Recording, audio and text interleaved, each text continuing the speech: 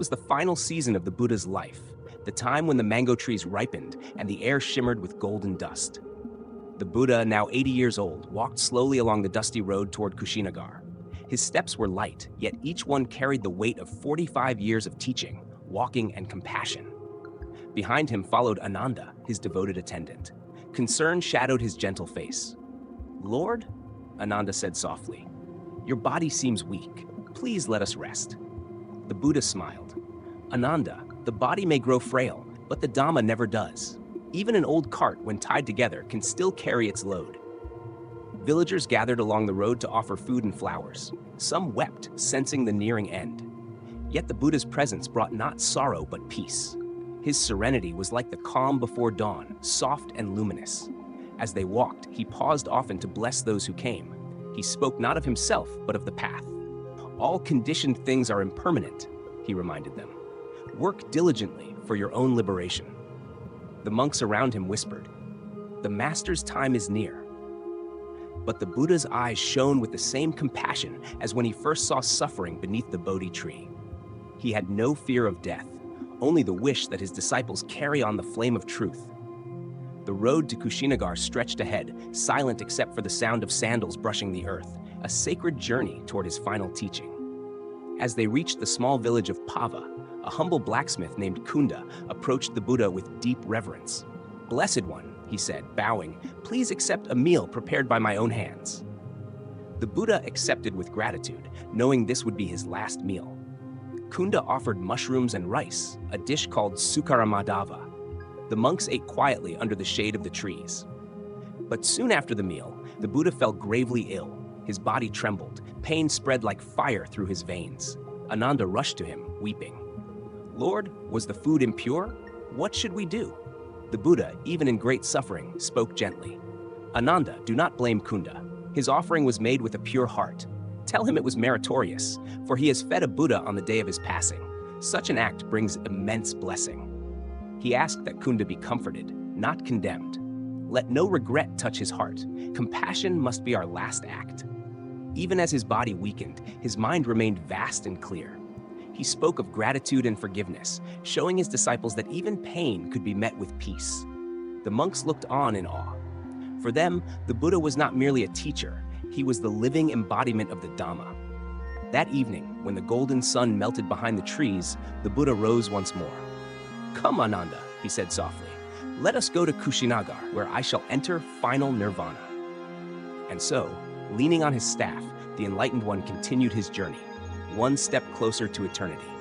By the time they reached the banks of the river Kukutha, the Buddha's strength was fading. The monks built a seat of leaves under the cool shade of a sal tree. The water glistened, calm and pure. The Buddha asked, "Ananda, fetch me some water from the river." Ananda hesitated. Moments earlier, a cart had stirred the mud, making the water cloudy. "Lord, it is not clear. Shall I wait until it settles?" But the Buddha smiled knowingly. "Look again, Ananda. The water, though disturbed, will soon settle. Just as the mind, once agitated, will find its stillness through patience." Ananda went again, and indeed the river had cleared. The Buddha drank slowly, then gazed at the flowing water. "All things flow, Ananda, arising and passing away. Nothing stands still. Such is the nature of life." He rested, his face serene. Birds called from the trees. The air was heavy with quiet reverence. Nearby, monks whispered, "How can the teacher speak of peace even now?" Because the Buddha had long transcended the fear of death. For him, every moment, even his last, was a lesson. "Remember," he said to the disciples, "purity comes not from the water we drink, but from the heart that lets go." That night, under a sky bright with stars, the Buddha closed his eyes in meditation. The river flowed beside him, carrying away the dust of time, just as his teachings would soon flow beyond his mortal form. When dawn broke, the Buddha and his followers reached the ancient city of Kushinagar. The villagers, upon hearing of his arrival, gathered in silence, holding lamps and garlands. The Buddha said softly, "Ananda, let us rest between these twin sal trees. Here shall the Tathagata lay down his body." The monks spread a robe for him, golden like sunlight. The Buddha lay down on his right side, his head to the north, his face toward the west. It was the lion's posture, the resting position of a fully awakened one. Ananda sat near him, tears falling freely. "Lord, you have been our guide. "Our Father, our refuge, how shall we live when you are gone?" The Buddha replied with deep compassion, "Do not weep, Ananda. All things that arise must pass. Hold fast to the Dhamma and the Vinaya. They shall be your teacher after I am gone." The monks bowed low, their hearts trembling between sorrow and devotion.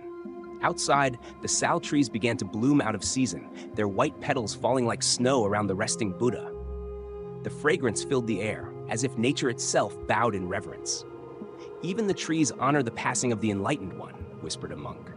But the Buddha only smiled. "The Dhamma is my true body, not this flesh. When you live it, you honor me more than with tears." The final lesson had begun. As the day faded into twilight, the Buddha called his disciples close. The monks gathered in a circle around him, the air thick with emotion. He began speaking softly but clearly. "Monks, the time has come. Be islands unto yourselves. Rely on no external refuge. Let the Dhamma be your light, your guide in the darkness." His voice, though faint, carried profound strength. "All conditioned things are impermanent. Strive diligently for your liberation." Ananda whispered, "Lord, does this mean you will soon pass into nirvana?" The Buddha nodded. "Yes, Ananda. The body is worn, but the truth remains. My journey ends, but yours continues.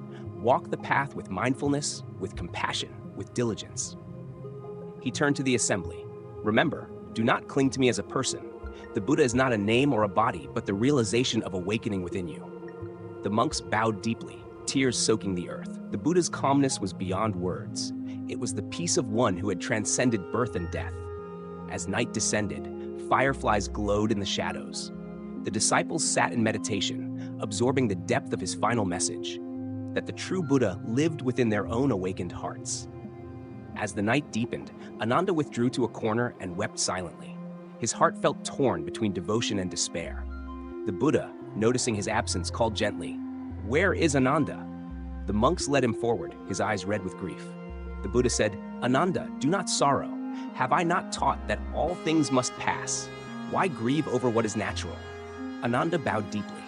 "Lord, it is not attachment I feel, but gratitude. You have shown us the path to freedom. How can I bear the thought of your absence?" The Buddha smiled. "Ananda, you have served me faithfully. Through countless years, your kindness has been unwavering. In time, you too shall realize the truth. Let your tears fall not in loss, but in love." The Buddha continued, "When you remember me, remember not the form, but the teaching. When you see impermanence, see also freedom. When you see suffering, see also compassion." Ananda wept again, but this time his tears felt lighter, like rain washing the dust from a weary traveler's face. He looked upon the Buddha and saw not a dying man, but the embodiment of peace, unshaken, radiant, eternal. The moon rose high over the sal grove, silvering the petals that drifted down. In that sacred stillness, Ananda's sorrow began to transform into understanding. The next morning, the monks gathered close as the Buddha spoke one final time of the Dhamma's essence. "Monks," he said, "remember the truths that set all beings free. Suffering exists, its cause is craving, its cessation is possible, and the path to its end is the noble eightfold way." His words were simple, yet they cut through illusion like lightning through the clouds. "Walk this path," he continued. "Not with haste, but with mindfulness. Let your actions be pure, your words truthful, your thoughts compassionate. This is how you honor the Tathagata." He reminded them that enlightenment was not a miracle, but a discipline, a daily practice of presence. "The Dhamma is like a raft," he said. "Use it to cross the river, but do not carry it once you have reached the shore." The monks sat in stillness, every breath echoing his teaching. Even the wind seemed to pause to listen. Then, with a faint smile, the Buddha said, "Let no one think the Tathagata dies. The body passes away, but what is awakened is beyond death." A hush fell. The disciples understood. This was not an ending, but a return to the boundless. The truth had been spoken one last time, perfectly, completely. As the sun set behind the sal trees, a soft golden light filled the grove. The Buddha lay in perfect stillness, his breathing slow and steady. "Ananda," he said gently, "tell the people that the Tathagata will soon pass away. Let them come if they wish to pay their respects." Crowds gathered, monks, kings, wanderers, and villagers. They knelt in silence, offering flowers, incense, and tears. The Buddha looked upon them with boundless compassion. "Do not grieve," he said. "All beings must pass through the gates of birth and death. The wise see this and are not afraid. He closed his eyes and entered deep meditation. One by one, he passed through the stages of concentration, from the first jhana to the eighth, until even perception and feeling ceased. The air grew still. A fragrance filled the grove, and the sal blossoms rained gently from the trees. At midnight, with one final breath, calm, effortless, serene, the Blessed One entered parinirvana. No thunder rolled, no fire burned, only silence, vast, luminous, eternal. The monks sat in reverent meditation, their tears mingling with awe. The teacher had gone beyond, yet his presence filled everything. For 7 days, the disciples and kings of many lands gathered around the Buddha's body. They offered prayers, songs, and garlands of jasmine. The air shimmered with devotion. When the time came, they built a funeral pyre of sandalwood and placed his body upon it. As the flames rose, the monks chanted softly, "All compounded things are impermanent. They arise and pass away. When we know this truly, we find peace." The smoke drifted upward, carrying not sorrow, but serenity. The Buddha's relics were later divided among 8 kingdoms, each enshrining them in stupas as symbols of the eternal Dharma. Ananda stood before the ashes and whispered, "Lord, your body is gone, but your words remain. Your compassion flows through the hearts of all beings." The monks vowed to continue his mission, to teach, to practice, to awaken. And so the Dharma spread, from forest to village, from India to every corner of the world. The flame of enlightenment, kindled under the Bodhi tree, now illuminated countless lives. The Buddha's passing was not the end. It was the beginning of timeless awakening. Years passed, but the Buddha's words still echoed through time. All conditioned things are subject to decay. Strive on with diligence. These final words were not a farewell. They were a commandment of love. To strive with diligence meant to live with awareness, to walk the path each day with courage and compassion. It meant not waiting for enlightenment to arrive, but cultivating it in every moment, in kindness, in patience, in truth. Monks and laypeople alike took this to heart. Generations later, when doubts arose, they would recall his final lesson.